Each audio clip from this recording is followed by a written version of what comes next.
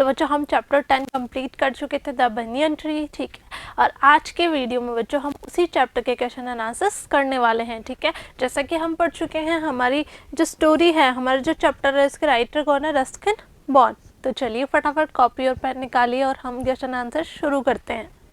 देखिए बच्चों, फर्स्ट देखिए, कंप्लीट द फॉलोइंग सेंटेंसेस, हमें इन सेंटेंसेस को कंप्लीट करना है, ओके। देखिए first, the old banyan tree did not belong to grandfather but only to the boy because, जैसा कि हमने स्टोरी में पढ़ा था कि राइटर ने बताया था कि जो बड़ा सा बरगद का पेड़ था वो मेरे दादाजी से रिलेटेड नहीं था, यानी दादाजी का उन पे कोई भी हक नहीं था, यानी वो मेरा था, ठीक है, मेरी प्रॉपर्टी थी। ऐसा क्यों?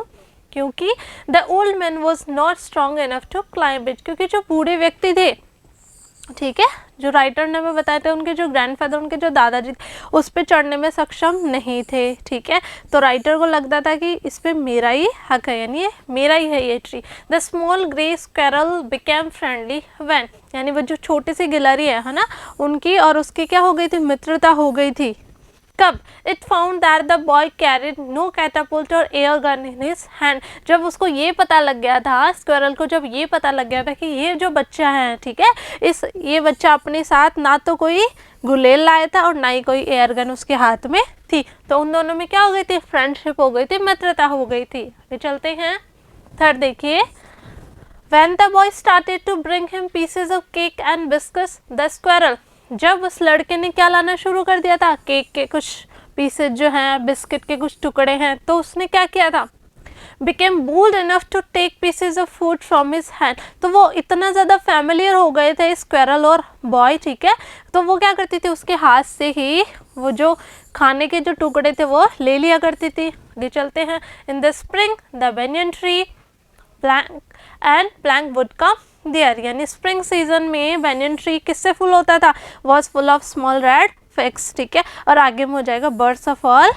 kinds। आगे चलते हैं, फिर देखिए, the banyan tree served the boy as a, किस तरीके से, मतलब वहाँ वो इंजॉय क्या करते थे पेड़ के ऊपर, जैसे कि हमने पढ़ा था रीडिंग रूम, उसने क्या बना लिया था, उसने बना लिया था रीडिंग रूम बना लिया था banyan ट्री को वहीं, ठीक है, where he had made a rough platform to sit and read books, ठीक है, वहीं उन्होंने एक प्लेटफॉर्म बना दिया था, एक बैठने की चबूतरा सा बना लिया था और वहीं बैठ के वो किताबें पढ़ा करते थे, ठीक है।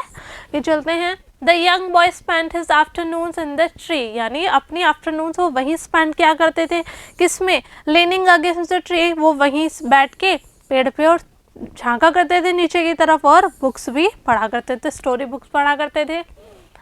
चलते हैं क्वेश्चन नंबर 2 में, it was to be a battle of champions, यानी ये चैंपियंस की लड़ाई थी, चैंपियंस का बैटल था।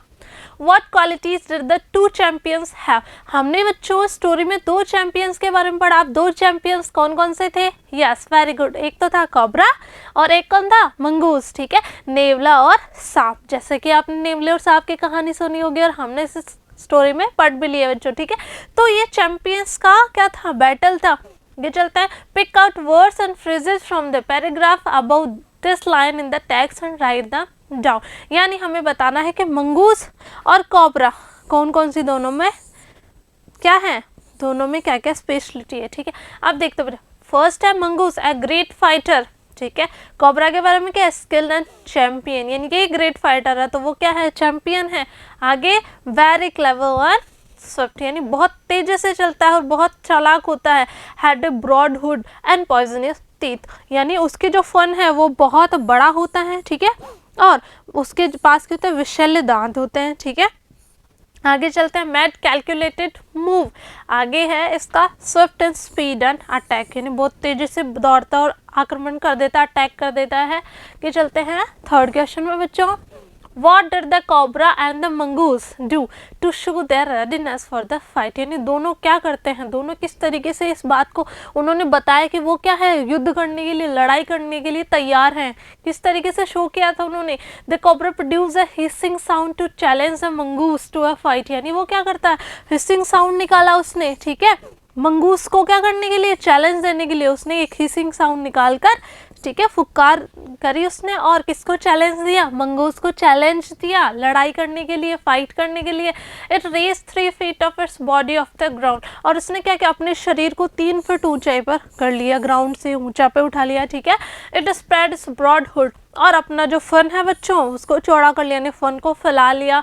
The mongoose Bush it's style, और मंगूस ने क्या किया, अपनी पूंछ को अपने पूंछ को ऊपर उठा लेता, गोल कर लेता है, ठीक है। आगे चलते हैं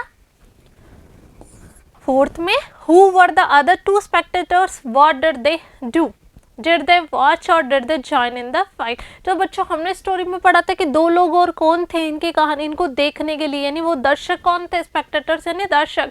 and what did they do, और उन्होंने क्या किया था, क्या उन्होंने इस लड़ाई में, इस फाइट में भाग लिया था या फिर उन्होंने दूर से ही देखा था। चलते हैं आंसर की तरफ। In addition to the narrator, the 2 other onlookers of the fight were a myna and a wild रो। कौन कौन थे बच्चों ऑन लुकर, कौन कौन थे स्पेक्टेटर, दर्शक कौन थे, एक तो थी मैना, ठीक है, और एक था जंगली कौवा, जैसा कि हम कहानी में पढ़ चुके हैं। First of all they sat on the cactus plant to watch the outcome of the fight. सबसे पहले तो उन्होंने क्या किया था बच्चों, वो चुपचाप बैठ गए थे कि ये जो लड़ाई होने वाली है इसका आउटकम क्या होने वाला है, यानी इसका रिजल्ट क्या आने वाला है, आउटकम मतलब रिजल्ट। तो उन्होंने देखा, कैक्टस प्लांट पे वो बैठ गए थे, ठीक है। इन the and they took part in the game, लेकिन लास्ट में उन्होंने क्या किया, लास्ट में उन्होंने सोचा कि हमें भी इस फाइट में, हमें भी इस लड़ाई में भाग लेना चाहिए। तो उन्होंने क्या किया, पार्टिसिपेट किया। Both try to pick up the cobra for their meal, और उन दोनों ने कोशिश की कि वो क्या करे, कोबरा को अपना खाना बना ले, यानी कोबरा को उन्होंने पकड़ने की कोशिश की थी, कोबरा को पकड़ के वो खा जाए। आगे चलते हैं। The crow got bitten and died, क्या हुआ था, जो क्रो है, ठीक है, जो कौवा था बच्चों उसको तो सांप ने काट लिया था, ठीक है, कोबरा ने उस पर अटैक किया था तो कौवा तो मर गया था। And the mongoose track the snake away into the bushes, और जो सांप को घसीट कर कौन ले गया था, मंगूस ले गया था, ठीक है बच्चों, वो कर लेना यहाँ पे, तो मंगूस उसको घसीट कर वहाँ ले गया था, ठीक है।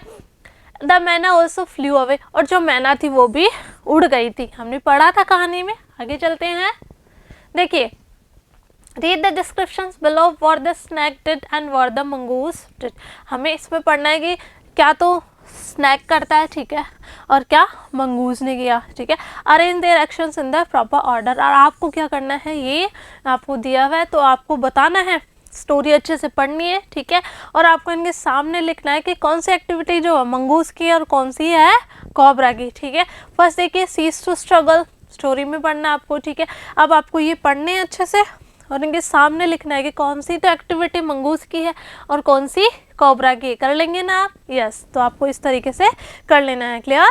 आगे चलते हैं, ये बाकी का आगे है, ठीक है, इस तरीके से 6 है, तो आपको सामने लिख देना है कि अगर कोबरा ने है, ठीक है, तो जैसे stuck on the side that the mongoose pretended to attack, तो अगर ये कोबरा की है तो आपको कोबरा लिखना है और अगर मंगूस की है तो आपको मंगूस लिखना है। तो इस तरीके से कंप्लीट कर लेना है। आगे क्वेश्चन की ओर बढ़ते हैं, देखिए 5th देखिए, What happened to the crow in the hand, यानी कौवे के साथ क्या हुआ था लास्ट में। हमने पढ़ा था स्टोरी में कि जो कोबरा है वो अटैक कर देता है किस पे, क्रो पर, क्रो मर जाता है, हमने यही पढ़ा था कहानी में बच्चों। In the end the crow got bitten by the cobra and it fell dead. हमने पढ़ा था स्टोरी में कि लास्ट में क्या हुआ था, कौवे को किसने काट लिया था, कोबरा ने काट लिया था और वो मर गया था। 6 देखते हैं, What did the मैना do finally, अब मैना ने क्या किया था फाइनली बच्चों।